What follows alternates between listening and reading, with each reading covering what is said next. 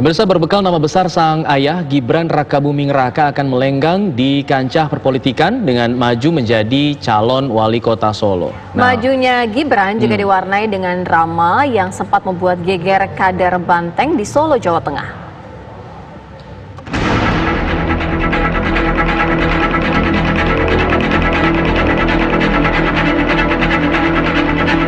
Pemilihan wali kota Solo, Jawa Tengah menjadi sorotan publik dalam beberapa waktu terakhir. Majunya putra sulung Presiden Joko Widodo, Gibran Rakabuming Raka, menjadi perhatian masyarakat. Gibran mengikuti jejak sang ayah yang pernah menjabat wali kota selama 2 periode sebelum kemudian menjadi gubernur DKI Jakarta dan berlanjut menjadi orang nomor 1 di negeri ini.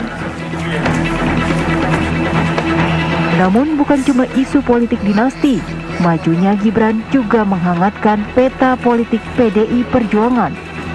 Sebelum Gibran diputuskan akan melenggang bertarung di pemilihan wali kota Solo, Dewan Pimpinan Cabang PDIP sudah terlebih dahulu menjaring dan memutuskan mendukung Ahmad Purnomo dan Teguh Prakosa. Gibran mengaku akan menemui Ahmad Purnomo untuk menyelesaikan benih perpecahan di tubuh Banteng Solo. Pernah ketemu Pak Purnomo, Mas? Ya, sore. Nanti rencana minggu depan mau ada Pak Purnomo, Pak. Oh, nanti dari pulang dari sini. Kapan, Mas? Minggu depan? Ya, menunggu arahan Pak Ketua. Ya, betul. Ini sore. Ya. Menemui dalam rangka apa, Pak? Menemui dalam rangka apa? Silaturahmi. Pun, terima kasih. Gibran mengaku siap untuk turun ke gelanggang politik tanah air, di mana pemilihan wali kota Solo menjadi batu loncatan pertamanya.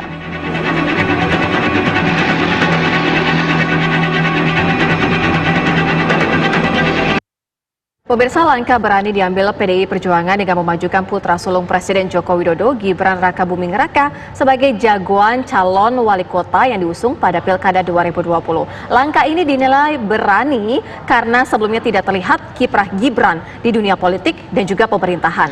Lalu apa yang diharapkan dari PDIP, dari seorang Gibran untuk bisa memenangkan Pilkada Solo 2020? Apakah nama besar ayahnya, Joko Widodo, mampu mengerek popularitas dari Gibran agar dipilih oleh warga Solo? Nah, untuk membahasnya kita sudah bergabung bersama narasumber saat ini.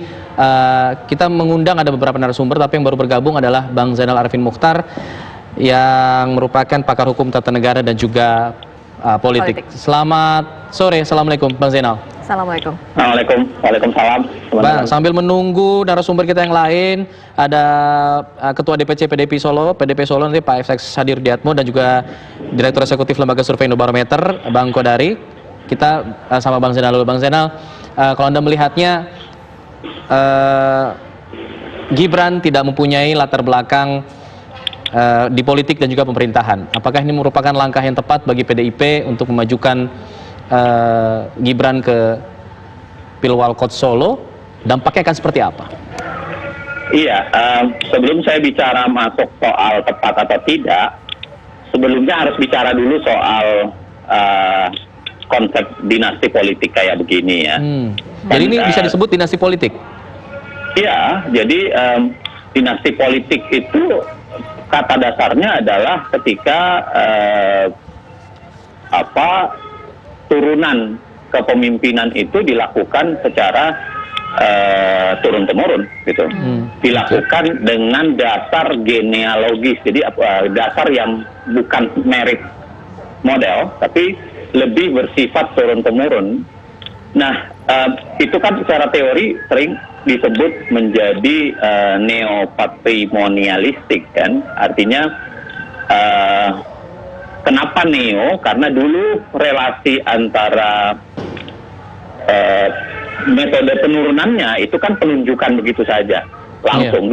Dulu disebut dengan patrimonial gitu, hubungan patrimonial. Jadi saya raja atau saya pemegang kuasa, maka anak saya akan saya taruh untuk melanjutkan peran itu, dan metodenya tidak melalui sebuah proses pemilu, metodenya ditunjuk saja. Nah, cuma bedanya sekarang, cuma itu aja. Bedanya sekarang adalah tidak dilakukan penunjukan, tapi dilakukan melalui proses kontestasi politik yang disebut dengan proses pemilu. Walaupun bau-bau penunjukannya juga ada. Bau penunjukannya itu misalnya adalah metode kandidasinya, pengkandidatannya itu ditunjuk.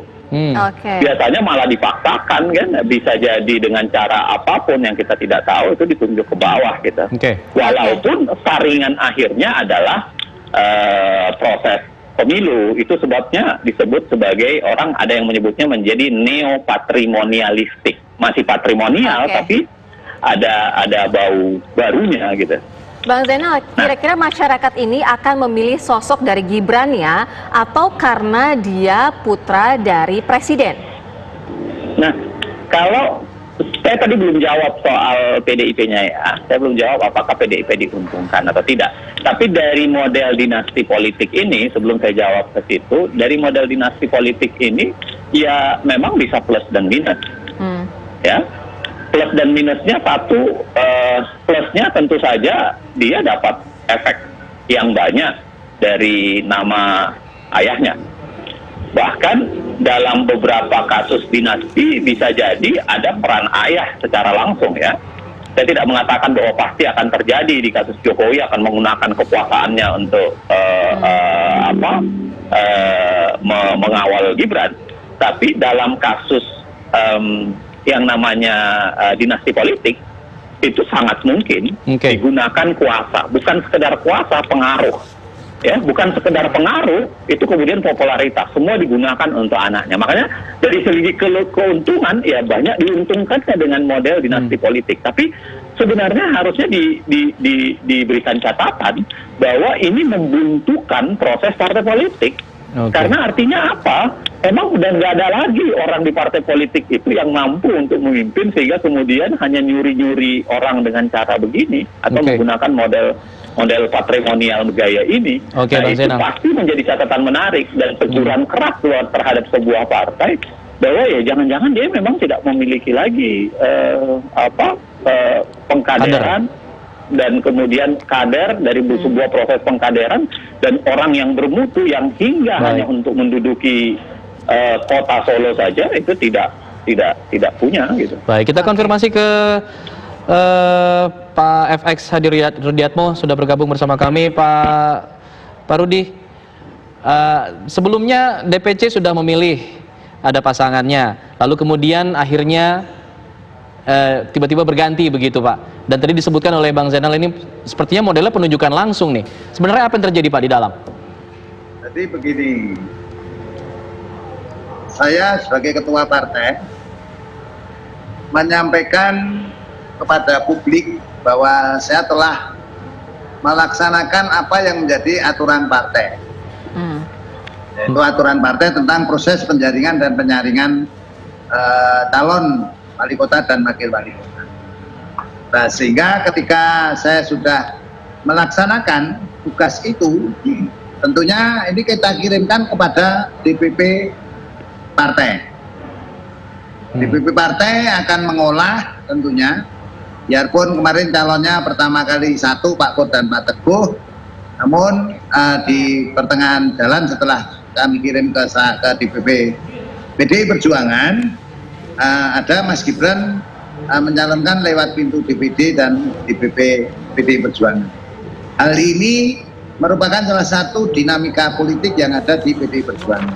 Tetapi yang perlu kami sampaikan kepada seluruh kader PDI Perjuangan yang ada di Kota Surakarta, yang namanya FX Hadi Rudiatmo sebagai Ketua DPC PDI Perjuangan Kota Surakarta itu taat dan patuh terhadap keputusan Ketua Umum Ibu Megawati Soekarno Putri dalam hal aturan-aturan partai yang akan diputuskan. Hukumnya wajib saya laksanakan dan saya menangkan dalam konsultasi pemilihan kepala daerah. Pak Rudi, artinya nama Pak Purnomo sudah resmi dicoret? Ya resmi dong, karena sudah keluar rekomendasi Mas Gibran sebagai calon wali kota dan Pak Teguh Prakosa sebagai calon wakil wali kota. Dan sudah dikomunikasikan apakah langsung benar Presiden Joko Widodo memanggil Pak Purnomo ke istana? Oh ya, kemarin dipanggil dan saya pun juga pernah dipanggil. Nah, kalau saya kan sering dipanggil ke sana. Dan Pak Pur kemarin hari Kamis dipanggil oleh Bapak Jokowi. Namun dalam pembicaraannya seperti apa kami belum tahu. Yang jelas dalam pembicaraan dan sebagainya Pak Pur diminta untuk memberikan doa restu dan dukungan kepada putranya yang akan mencalonkan sebagai calon wali kota tahun 2020 sampai dengan 2025. Dipanggil ke istana artinya Pak Jokowi berkapasitas sebagai seorang presiden memanggil Pak Rudi dan juga Pak Pur. Ya kalau diartikan seperti itu bisa. Diartikan sebagai saudara, sahabat, boleh. Tergantung yang mengartikan aja bagi saya. Oke.